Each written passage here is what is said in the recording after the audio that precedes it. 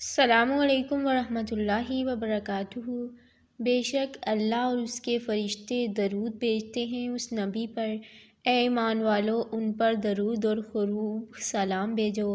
امام جلال الدین سیوطی اپنی کتاب در منصور میں فرماتے ہیں کہ جب یہ آیت کریمہ نازل ہوئی تو لوگ جوگ در جوگ رسول کریم کی خدمت عالیہ میں حاضر ہوئے اور آپ صلی اللہ علیہ وسلم کو ہدیہ تبرک پیش کرنے لگے۔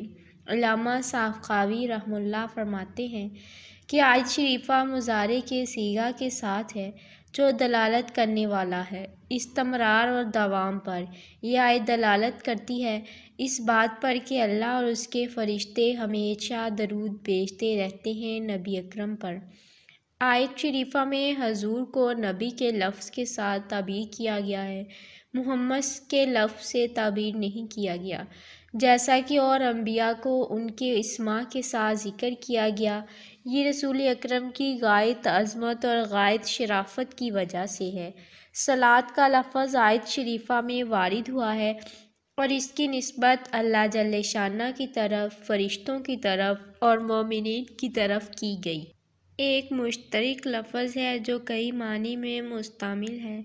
نسبتیں بدلنے سے معنی و مفاہیم بھی بدل جاتے ہیں۔ درود شریف کی یقینی قبولیت کے لیے انسان کے فکر و نظر اور قلب و ذات کا پاک ہونا ازحد ضروری ہے، کیونکہ درود پاک جب ایسی زبان سے ادا ہو جو ریا و غرور، حسد و بخل اور دیگر باطنی خباثتوں سے پاک ہو تو سلامتی کے ساتھ شرف قبولیت سے نوازا جاتا ہے۔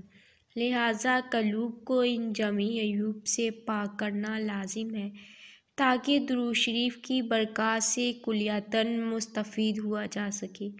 مذکورہ بالا آیت کریمہ کے بارے میں علمی نقطات کتاب تفاسیر میں موجود ہیں، بالخصوص مولانا محمد زکریا کندھلوی کا رسالہ فضائل درود شریف ایک بہترین تحقیق ہے۔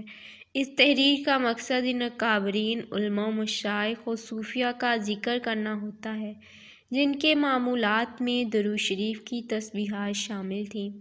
سیدنا علی المرتضیٰ رضی اللہ تعالیٰ عنہ کا معمول تھا کہ ہر روز بعد نماز فجر طلوع آفتاب تک قبلہ رو بیٹھتے اور درود شریف پڑھتے تھے۔ سیدنا امام حسن رضی اللہ تعالیٰ عنہ شب برات میں ایک تہائی رات درود و سلام پڑھا کرتے تھے۔ سیدنا امام جعفر صادق ماہ شعبان میں ہر روز 700 مرتبہ درود شریف پڑھنے کی بہت زیادہ فضیلت بیان کرتے تھے۔ شیخ عبد القادر جیلانی پر جب کوئی صدمہ پیش آتا تو اللہ کریم کی جانب متوجہ ہوتے اور اچھی طرح وضو کر کے 2 رکعت نفل پڑھتے، نماز کے بعد 100 مرتبہ درود شریف پڑھتے اور کہتے تھے: آغثنی یا رسول اللہ، علیک الصلاۃ والسلام۔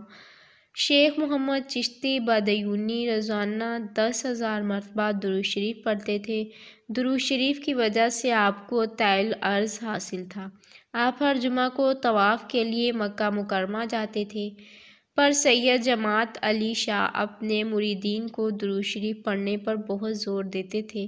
نماز تہجد کے بعد کم از کم 111 مرتبہ درود شریف ہزارہ پڑھنے کا اکثر حکم فرماتے تھے اور خود روزانہ نماز تہجد کے بعد 300 مرتبہ درود شریف پڑھتے۔ اللہ ہم سب کا حامی و ناصر ہو، آمین۔